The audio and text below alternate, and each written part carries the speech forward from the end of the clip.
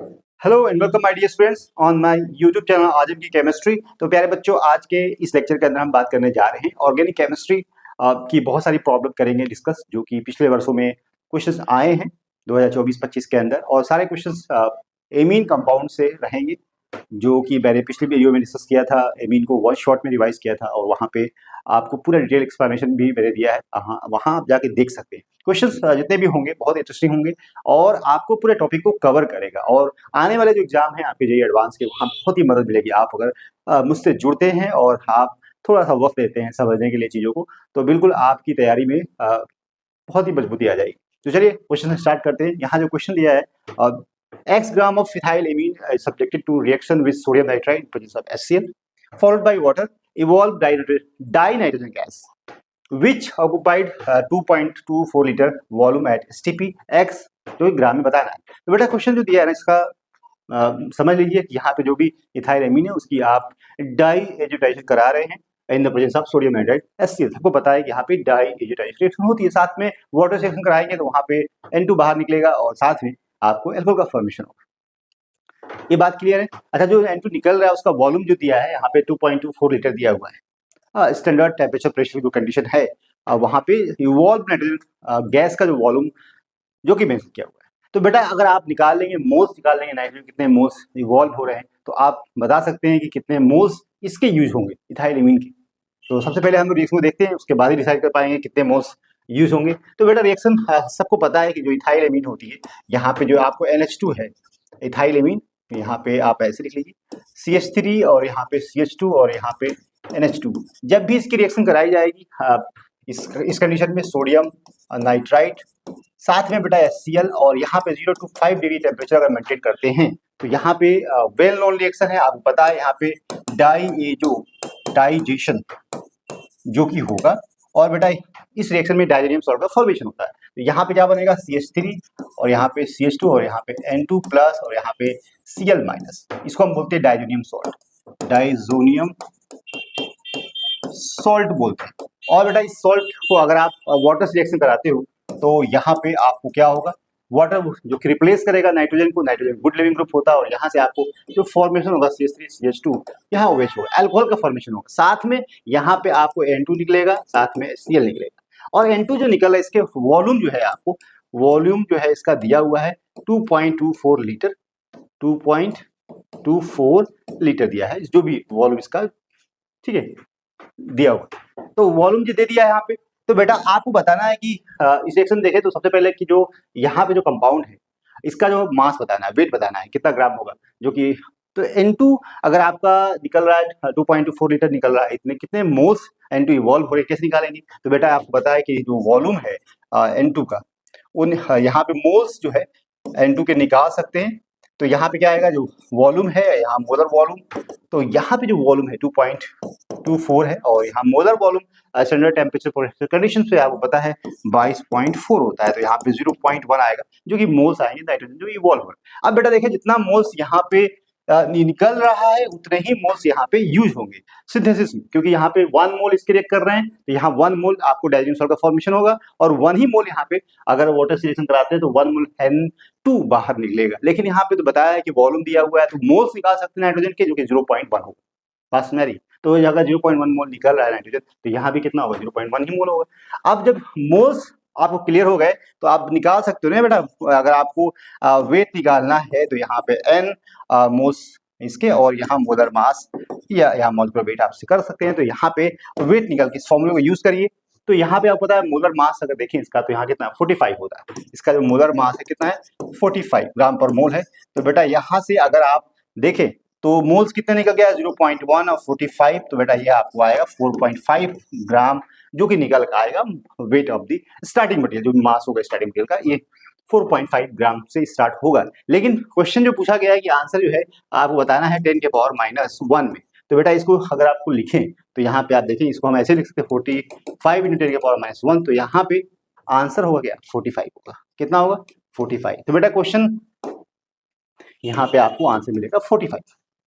बात समझ आई? अच्छा क्वेश्चन था, बिल्कुल। चलिए आगे बढ़ते हैं नेक्स्ट क्वेश्चन की तरफ। यहाँ पे क्वेश्चन जो दिया है बेटा, यहाँ पे पूछा है कि यहाँ पे number of imines compound form from the following solid which are soluble in sodium hydroxide upon the treatment reaction with the हिंसनबर्ग जो बर्ग रिएजेंट्स होता है उसके साथ अगर रिएक्शन होती है तो इसमें कौन कौन से ऐसे हैं जो आपको सॉल्युबल होंगे एक्वा सॉल्यूशन में सोडियम हाइड्रोक्साइड के। तो बेटा यहाँ पे देखना प्राइमरी सेकेंडरी टर्शियरी एमीन को सेपरेट करने के लिए हिंसबर्ग टेस्ट बोलते हैं। और यहाँ पे जो रिएजेंट होता है, जो हिंसबर्ग रिएजेंट होता है, आपको पता है कि ये वाला रिएजेंट होता है। तो ये जो रिएजेंट है यहाँ पे ऑक्सीजन ऑक्सीजन और यहाँ पे Cl, और इसके साथ रिएक्शन कराते हैं। अगर प्राइमरी एमीन की रिएक्शन कराते हैं, सेकेंडरी एमीन की रिएक्शन कराते हैं या टर्शियरी एमीन की रिएक्शन कराते हैं, तो बेटा होता क्या है, इसके साथ रिएक्शन नहीं देता है, इसके साथ रिएक्शन होता है लेकिन ये इनसॉल्युबल होता है।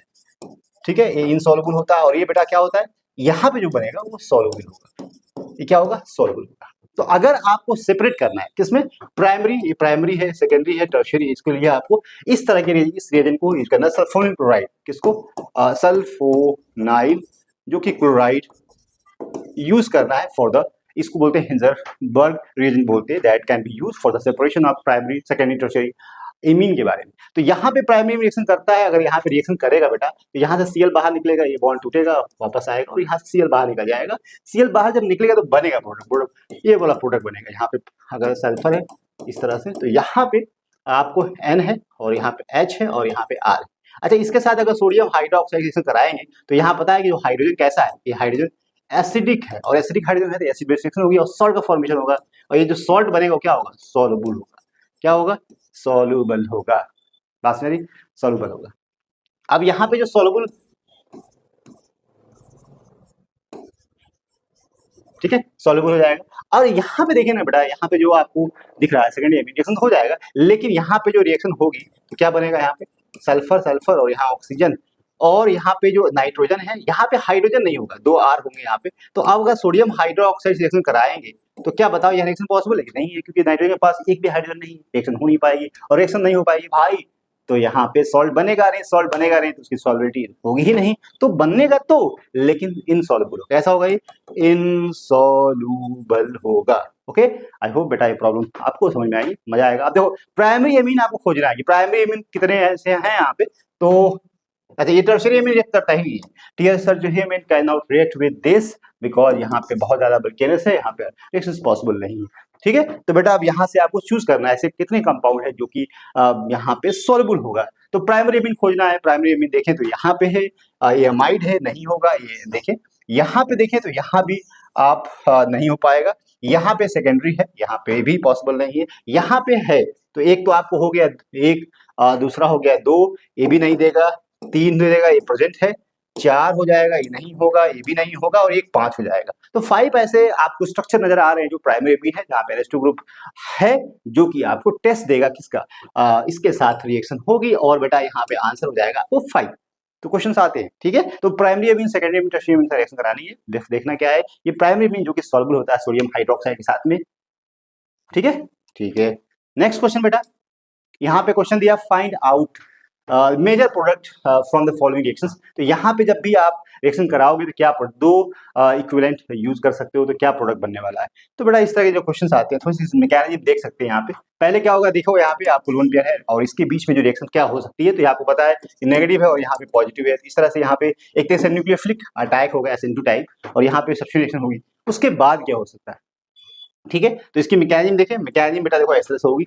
यहाँ पे जो आपको दिख रहा है Br, और यहाँ पे Br, और साथ में यहाँ पे जो N है, यहाँ पे इस तरह से बना लीजिए, इस तरह से CH3 और यहाँ पे CH3 या मिथाइल करेंगे, लोन पेयर है, यहाँ H है, लोन पेयर। ये अटैक यहाँ पे करेगा, SN2 अटैक करेगा, SN2 nucleophilic substitution by molecular, और जब अटैक होगा तो यहाँ पे क्या होगा बेटा, ये बॉन्ड टूट जाएगा और यहाँ नाइट्रोजन और यहाँ पे M2 आ जाएगा, यहाँ से H+ निकलेगा, और वहाँ पे मतलब आप कह दिए चलो HBr यहाँ निकाल दीजिए, डायरेक्ट निकालो HBr। अब यहाँ पे क्या है, Br है ना बेटा, और यहाँ डबल बॉन्ड है, तो क्या हो सकता है, नजर देखिए अदरस क्या हो सकता है यहाँ पे। अब देखिए यहाँ पे लोन पेयर है और यहाँ पे डबल बॉन्ड है, अटैक यहाँ हो, यहाँ जाए और ये यहाँ, तो Br निकल जाएगा। क्या निकलेगा, Br- बाहर निकलेगा, और Br- बाहर निकलेगा तो बनेगा क्या, यहाँ पे देखें तो बनेगा कुछ इस तरह से नाइट्रोजन, और यहाँ प्लस, और यहाँ पे मिथाइल, और यहाँ पे मिथाइल, और साथ में डबल बॉन्ड यहाँ आ जाएगा। अब क्या हो सकता है पता है ना बेटा, या तो ये अबव द प्लेन हो सकता है, अबव द प्लेन हो सकता है, या तो ये बिलो द प्लेन, दोनों प्लेन में हो सकता है। तो आपको यहाँ पे इस तरह से नहीं पूछा गया, डायरेक्ट आपसे क्वेश्चन पूछा गया। अब यहाँ पे क्या हो सकता है, जो Br- है जो दूसरा जो यहाँ पे आप पता है 2 इक्विवेलेंट जो कि यूज करना है आपको, तो यहाँ पे आपको N और यहाँ पे CH3 या CH3 और यहाँ पे NH। दूसरा अगर इस्तेमाल करेंगे तो आप पता है अटैक यहाँ करिए या यहाँ करिए, तो दोनों तरफ से पोजीशन क्या है, सेम होनी चाहिए। ठीक है, तो अटैक कहाँ पे होगा, इस कार्बन पे होगा कि इस कार्बन पे होगा। ठीक है, इंपॉर्टेंट है। तो अटैक कहाँ पे होना चाहिए बताइए। तो यहाँ पे अगर अटैक करा दे तो क्या होगा, यहाँ पे अटैक करा दे बॉन्ड टूटेगा और यहाँ पे बेटा आपको इस तरीके से यहाँ पे नाइट्रोजन, और जहाँ पे अटैक होगा H निकलेगा तो यहाँ पे CH3 और यहाँ भी CH3 और बेटा यहाँ पे N और यहाँ पे CH3 और यहाँ पे CH3, साथ में डबल बॉन्ड यहाँ पे प्रेजेंट होगा। अब देखिए यहाँ पे तो आंसर यहाँ पे कहाँ पे है, जो कि इसके हिसाब से यहाँ पे 1 2 मान ले अगर 3 4 5, तो ये यहाँ 1 2 पे देखना है क्या, मिथाइल देखना है। तो डबल बॉन्ड ये नहीं होगा, ये भी नहीं होगा और यहाँ पे भी नहीं होगा। तो आंसर जो है बेटा 1 2 ए वाला आंसर है। थोड़ा सा आंसर क्या हो जाएगा, ये गलत बना दिया गया है आंसर बेटा। यहाँ पे आंसर बेटा ये यहाँ पे थोड़ा सा देखें तो इसको आंसर ऐसे बना सकते हैं, इस तरह से होगा। ठीक है, ये आंसर हो जाएगा। ओके, तो बेटा आई होप आपको ये प्रॉब्लम समझ में आई। चलिए आगे बढ़ते हैं। नेक्स्ट क्वेश्चन यहाँ पे देखें तो यहाँ पे एक क्वेश्चन है कि phthalimide is made undergo following sequences. यहाँ पे दिया थैलेमाइड और इसके साथ रिएक्शन कराने KOH और बेंजाइल क्लोराइड। बताना है जो प्रोडक्ट बनेगा टोटल पाई ना पाई बॉन्ड, क्या बताना है, पाई बॉन्ड। तो बेटा इस क्वेश्चन को करना है, थैलेमाइड का जगह बनाइए और यहाँ पे आप बनाएंगे इस तरह से CO और यहाँ CO, यहाँ पे N और यहाँ पे H होता है और सोडियम हाइड्रोक्साइड दिया हुआ बेटा, तो प्लस और माइनस, साथ में आपको बेंजाइल एमीन क्या दिया हुआ है, ये दिया हुआ है CH2 और यहाँ पे Br। इसके साथ रिएक्शन कराएंगे। सबसे पहले क्या करेगा, एसिड बेस रिएक्शन होगी और यहाँ पे आपको क्या बनेगा, यहाँ पे बन जाएगा ऑक्सीजन डबल बॉन्ड और यहाँ पे N माइनस, यहाँ पे K प्लस। और इसके साथ जब रिएक्शन कराएंगे, ये बात पता है कि जब भी RX के साथ रिएक्शन कराते हैं, गैब्रियल थैलेमाइड सिंथेसिस पढ़ी है आपने, ये अटैक इसके ऊपर SN2 अटैक होता है। और यहाँ पे आपको बनता क्या है, यहाँ पे आपको यहाँ पे बेटा बन जाता है N और R बनता है, लेकिन बाद में इसकी हाइड्रोलिसिस करा देते हैं ना बेटा, तो यहाँ पे क्या बनता है, यहाँ पे प्राइमरी में बनता है, क्या बनता है, RNH2 बनता है। लेकिन बेटा क्वेश्चन यहाँ पे पूछा नहीं गया, बस पूछा गया है कि यहाँ पे जो आपको ये लिया जा रहा है ना, ये क्या इसके साथ रिएक्शन कराई जा रही है इसके साथ में, तो यहाँ पे CH2 और यहाँ पे Br, तो ये बेटा अटैक यहाँ पे करेगा और ये बॉन्ड टूट जाएगा, तो SN2 अटैक होगा। और जब अटैक होगा तो प्रोडक्ट क्या बनेगा, प्रोडक्ट बेटा ये बन जाएगा N और यहाँ पे CH2 साथ बॉन्ड बन जाएगा CH2 और यहाँ पे इस तरह से। तो यहाँ पे जो कंपाउंड बन रहा है इसमें पाई बॉन्ड के बारे में पूछा गया है, इसका पाई बॉन्ड, तो यहाँ पे कितने पाई बॉन्ड 3 है और यहाँ पे कितने हैं, 2 यहाँ पे है कि नहीं, तो 5 हो जाएंगे और यहाँ पे कितने हो जाएंगे बेटा, तो यहाँ पे भी 3 है। तो कुल जो है टोटल पाई नंबर की बात करें तो यहाँ पे 8 पाई इलेक्ट्रॉन्स होंगे, जो कि जो टारगेट प्रोडक्ट है उसके अंदर 8 पाई इलेक्ट्रॉन्स प्रेजेंट होंगे। तो एक बहुत ही अच्छी प्रॉब्लम ये भी थी कि यहाँ पे करना क्या था कि यहाँ पे थैलेमाइड रिएक्शन सोडियम हाइड्रोक्साइड करानी थी, साथ में यहाँ पे आपको उसके बाद एल्काइलेशन बोलते हैं इसको, जहाँ पे RX का रिएक्शन कराते हैं, तो एक तरीके से RX है, जहाँ पे SN2 अटैक होगा, अटैक होने के बाद यहाँ पे फाइनली प्रोडक्ट बनेगा। और यहाँ पे जो पूछा गया है कि जो स्ट्रक्चर है बनने का, उसमें total number of pi electrons कितने होंगे, तो आपने जवाब दे दिया है। ठीक है बेटा, नेक्स्ट क्वेश्चन जो यहाँ पूछा गया है कि final product A formed in the following multi step reactions sequence, जो कि यहाँ पे दिया है। यहाँ पे देखिए, यहाँ पे ब्रोमो बेंजीन लिया गया है, मैग्नीशियम ईथर के प्रेजेंस में रिएक्शन कराएंगे, फिर उसके बाद आप कार्बन डाइऑक्साइड और एसिडिक मीडियम देंगे और अमोनिया हीट करेंगे और बाद में आपको यहाँ पे Br2 सोडियम हाइड्रोक्साइड रिएक्शन करानी है। तो क्या प्रोडक्ट बनने वाला बेटा, यहाँ पे देखिए, अगर आप सीक्वेंस की बात करें, यहाँ पे अगर इसके साथ ब्रोमो बेंजीन की रिएक्शन कराएंगे मैग्नीशियम और ईथर के प्रेजेंस में, तो आपको नजर आ रहा है यहाँ पे गिगनार्ड रिएक्शन का फॉर्मेशन होगा। गिगनार्ड रिएक्शन कैसे बनता है, देखिए यहाँ पे जब भी आप यहाँ पे अगर आपने ब्रोमो बेंजीन यूज किया है, तो इस कंडीशन में क्या होगा बेटा ना, यहाँ पे जब भी मैग्नीशियम और ड्राई ईथर कंडीशन यूज करेंगे, ठीक है, मैग्नीशियम के साथ ड्राई ईथर अगर यूज करते हैं, तो यहाँ पे आपको पता है कि क्या बनेगा, इसको बोलते हैं गिगनार्ड रिएजेंट का फॉर्मेशन होगा। और यहाँ पे मैग्नीशियम यहाँ बीच में आ जाएगा, यहाँ मैग्नीशियम इंसर्ट हो जाएगा और यहाँ पे आपको एक तरीके से मैग्नीशियम और यहाँ पे Br बन जाएगा। और पता है प्लस और ये माइनस है, न्यूक्लिक नेचर इसका होता है। अब इसके बाद यहाँ पे CO2 लिया गया है, क्या है CO2, और CO2 का रिएक्शन पता है एडिशन रिएक्शन होता है और यहाँ पे फाइनली जो एडिशन रिएक्शन होगा तो यहाँ पे एसिड बनेगा, क्या बनेगा, एसिड बन जाएगा। ठीक है, इसके बाद यहाँ पे भी कुछ कहा गया है कि अमोनिया के साथ रिएक्शन कराना है, तो अमोनिया से बेटा रिएक्शन कराओगे एसिड की, तो क्या हो जाएगा, यहाँ पे वाटर निकलेगा, यहाँ से H निकलेगा, यहाँ से OH निकलेगा, अमाइड का फॉर्मेशन होगा, और बेटा अमाइड बन जाएगा, लो भाई यहाँ पे CO और यहाँ पे आपको NH2 हो जाएगा। ठीक है, अमाइड का फॉर्मेशन होने के बाद यहाँ पे Br2NH लिया गया है, तो बेटा यहाँ पे क्या बन सकता है, आपको पता है Br2 के साथ जब सोडियम हाइड्रोक्साइड लोगे ना, तो यहाँ पे हाफमैन ब्रोमाइड डिग्रेडेशन होता है, और इस रिएक्शन में बेटा क्या बनता है, यहाँ पे CO बाहर निकल जाएगा और डायरेक्ट NH2 को आप जोड़ सकते हो, तो यहाँ पे आप क्या बोल सकते हो, यहाँ पे आपको एरोमेटिक एमीन का फॉर्मेशन होगा, तो ये आपको एमीन बनेगा, क्या बनेगा, यहाँ पे एनालिन बन जाएगा। Okay, that is your final product. तो एक सीक्वेंस बहुत सिंपल है, जब भी आप ब्रोमीन लेंगे एल्काइल यहाँ पे, तो यहाँ पे मैग्नीशियम इंसर्ट हो जाएगा, ग्रीन हाइड्रोजन बनाएगा, यहाँ पे न्यूक्लियोफिलिक एडिशन होगा, साथ में यहाँ पे एसिड का फॉर्मेशन होगा, उसके बाद यहाँ पे अमोनिया के साथ रिएक्शन कराएंगे, तो यहाँ पे आपको अमाइड बनेगा। अमाइड की अगर आपने हाफ मैन ब्रोमाइड रिएक्शन कराते हो बच्चे, तो आपको क्या बन जाएगा, यहाँ पे एनिलीन का फॉर्मेशन होगा। तो आपको आंसर देना है क्या प्रोडक्ट बनेगा, तो आपको आंसर मिल गया बेटा सेकंड। ठीक है, चलो नेक्स्ट क्वेश्चन करते हैं। यहाँ पे जो क्वेश्चन बेटा पूछा गया है कि आपको बताना है which of the following is correct, यहाँ पे करेक्ट बताना। देखो यहाँ पे जो देखिए रिएक्शन क्या है, डाइजिटाइजेशन है, डाइजेशन का फॉर्मेशन होगा, साथ में वाटर लिया गया है, तो यहाँ पे वाटर का मतलब है कि N2 बाहर निकलेगा, वहां पे OH जुड़ जाएगा, तो यहाँ पे नंबर ऑफ कार्बन कम हो गया है, इसका मतलब ये सही नहीं है। यहाँ पे सही क्या होता प्रोडक्ट, यहाँ पे आप CH3 करते, CH2 करते और यहाँ पे CH2 और OH करते, तब तो ये सही होता, लेकिन ये सही नहीं है, गलत प्रोडक्ट बनाया हुआ है। ओके, तो यहाँ पे देखें बेटा HI के साथ एल्कीन का एडिशन रिएक्शन होता है, और एडिशन जब भी होगा तो आपको पता है कि एडिशन अकॉर्डिंग टू एल्कीन पे जब भी एडिशन होता है, तो यहाँ मार्करनिकोव रूल और एंटी मार्करनिकोव रूल एडिशन आपको जानता है। यहाँ पे अगर देखें डबल बॉन्ड है और यहाँ पे CH3 है, HI जो है यहाँ पे प्लस है और नेगेटिव पार्ट है, नेगेटिव पार्ट प्लस वहां जुड़ता है जहाँ पे हाइड्रोजन, यहाँ देखें इस कार्बन पे हाइड्रोजन ज्यादा है डबल बॉन्ड के, तो हाइड्रोजन यही जुड़ेगा और AI यहाँ जुड़ेगा, तो प्रोडक्ट क्या बन जाएगा बेटा, यहाँ पे CH3 है और यहाँ पे I है और यहाँ पे आपको हाइड्रोजन है, तो ये प्रोडक्ट बिल्कुल सही है। देखिए यहाँ पे ये बिल्कुल सही, बाकी हमें नहीं देखना, करेक्ट स्टेटमेंट के बारे में पूछा गया है, तो यही आंसर है किसका, यहाँ पे। तो ये मार्करनिकोव एडिशन है।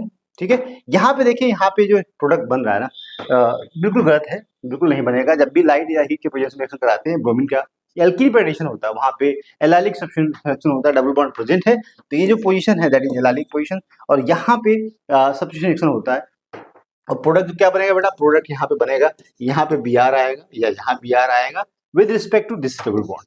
ठीक है, ना कि यहाँ पे एडिशन होगा। ठीक है, तो ये बात गलत है। दूसरी बात है, यहाँ पे देखें तो यहाँ पे हाफ मैन ब्रोमाइड डिग्रेडेशन होगा, और यहाँ ब्रोमाइड डिग्रेडेशन में क्या होता है, ये CO निकलता है और डायरेक्ट इनके बीच में बॉन्डिंग होती है। यहाँ पे इसको कन्वर्ट किया है CH2 में, ऐसा होता नहीं है, गलत है। तो यहाँ पे आंसर बिल्कुल ये भी गलत होगा। तो सही स्टेटमेंट नजर आ रहा है कहाँ पे, बी में, तो इसका करेक्ट आंसर है। ये क्वेश्चन बेटा पूछा है 24 के अंदर। एक और क्वेश्चन करते हैं, कमाल का बेटा क्वेश्चन है। यहाँ पे पूछा है सोडियम हाइड्रोक्साइड रिएक्शन कराते हैं, उसके बाद बी बनता है, उसके बाद एक्स करा रहे हैं, तो क्या क्या प्रोडक्ट बन सकता है। यहाँ पे दिया है कि ए शो पॉजिटिव जो है, यहाँ पे test for nitrogen and molar mass 121 होगा। तो यहाँ पे देखें, अब दूसरी बात है कि ए क्या होना चाहिए, उसका कैसे पता कर पाएंगे। बी गिव, यहाँ पे ऑप्शन दिया हुआ है तो आप पता कर सकते हो। यहाँ पे देखना पड़ेगा ए का जो मोलर मास है 121 दिया हुआ है, तो अगर 121 मोलर मास है तो ये किसका मोलर मास है, इसमें से देखें।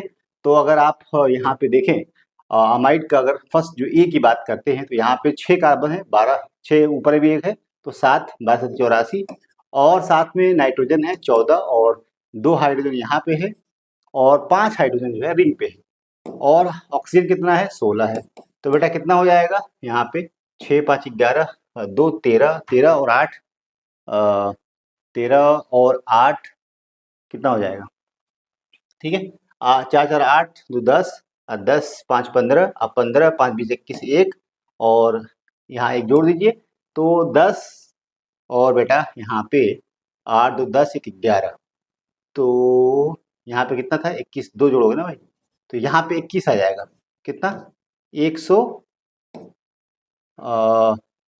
यहाँ पे कितना आया, 21 आया था, 2 8 2 10 2 12, तो 121 आएगा, जो कि मोलर मास किसका होगा, इसका हो रहा है, बिल्कुल इसका है ये 1 का। तो अब यहाँ देखिए तो ये इसका तो नहीं होगा, इसका भी आप मोलर मास यहाँ पे CuNH2 का है, इसका नहीं है हमको लगता है।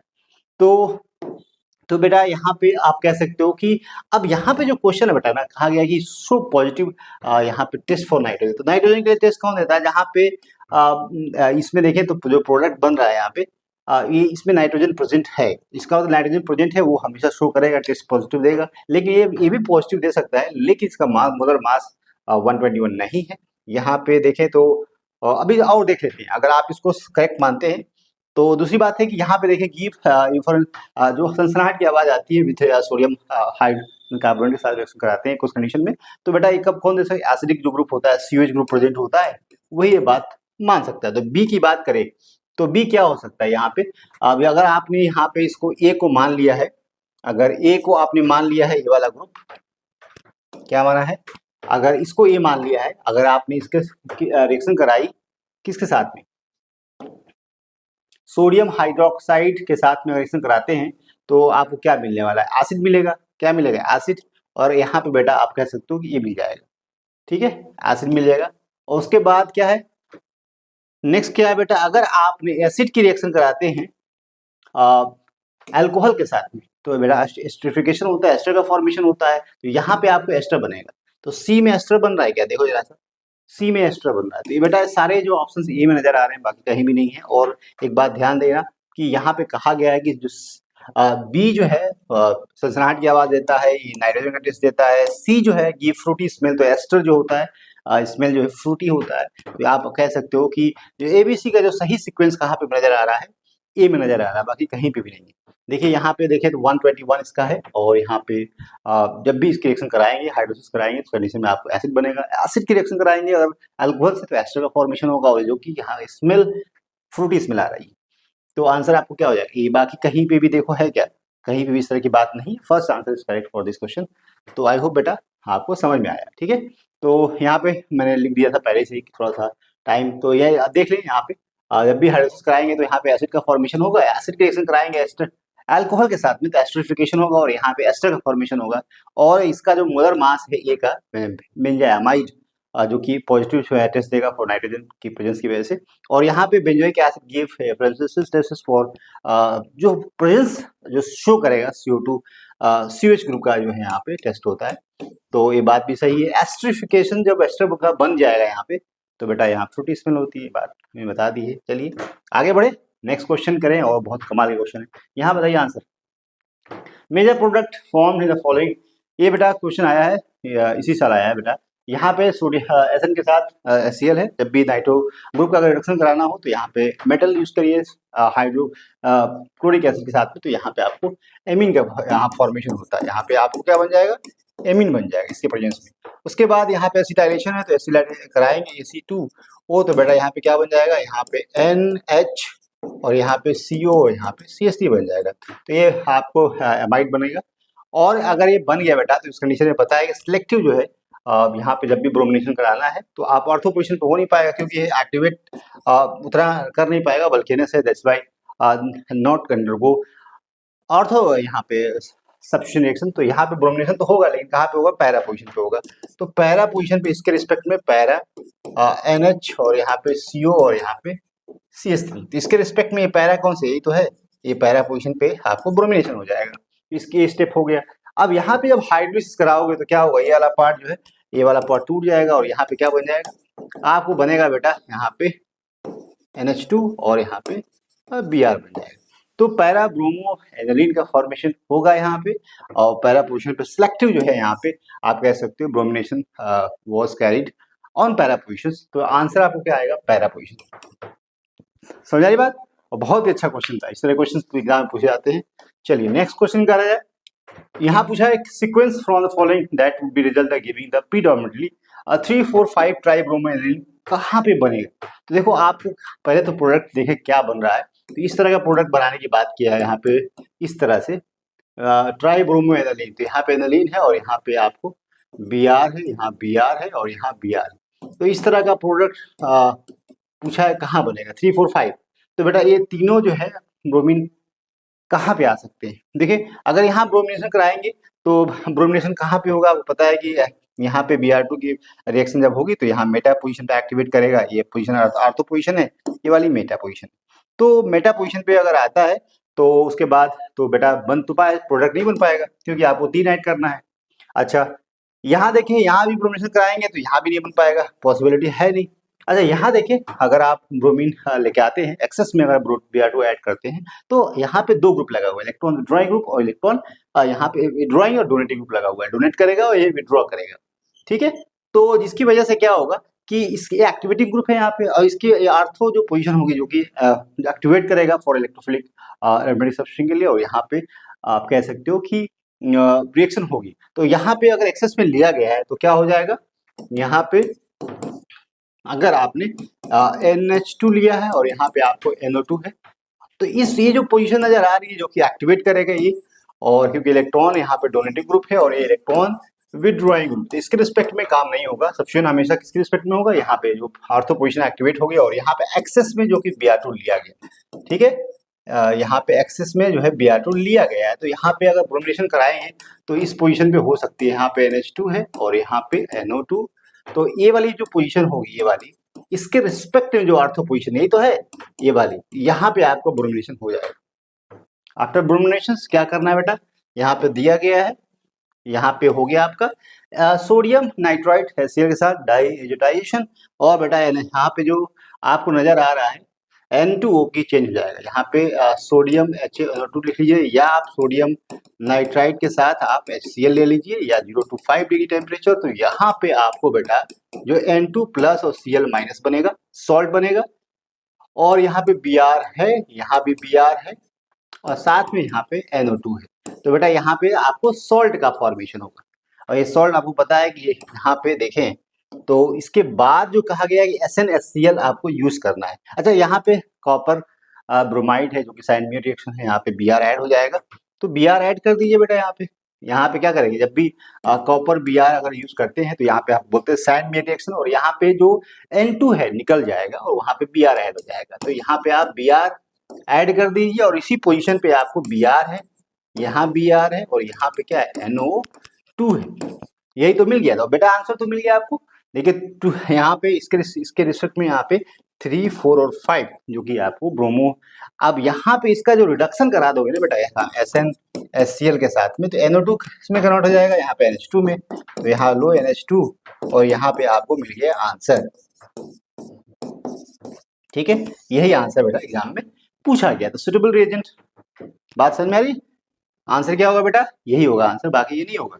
यहाँ भी पॉसिबल नहीं है क्योंकि यहाँ पे प्रोडक्ट जो बनेगा इसके रिस्पेक्ट में ये बन जाएगा, ये बन जाएगा, ये बन जाएगा। तो बेटा यहाँ पे ब्रोमीन वाटर के प्रेजेंस में ये चीज होती है। लेकिन बेटा अगर इस तरह का प्रोडक्ट बनाना है तो आपको इस तरह के रिएजेंट को चूज करना पड़ेगा, ये सही आंसर होगा। ये क्वेश्चन बेटा पूछा गया है, अभी इसी साल पूछा गया है मेंस के अंदर, ठीक है।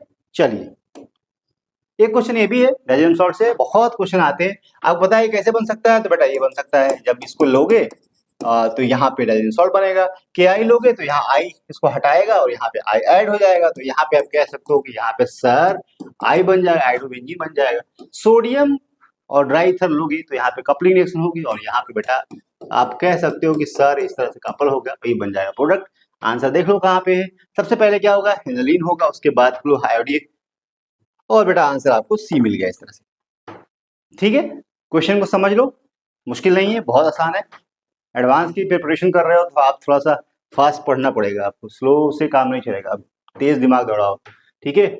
यहाँ पे इन the following reaction sequence which other is not correct पूछा है, करेक्ट नहीं है, तो बेटा करेक्ट कौन सा नहीं है, यहाँ देखें, अगर देखें तो आप जो आपको समझ में आ रहा हो करिए। यहाँ से H3 रिएक्शन कराते हैं तो H ऐड होता है, बिल्कुल ऐड होता है, सही बात है। पोटेशियम आयोडाइड, आयोडाइड भी आता है, बिल्कुल सही बात। यहाँ पे बिल्कुल ये भी रिएक्शन होती है, तो यही है जो कि नहीं होती है, ये हाइड्रोजन देता है वहां से, ठीक है। तो ये रॉन्ग स्टेटमेंट है जो कि पूछा गया 25 के अंदर।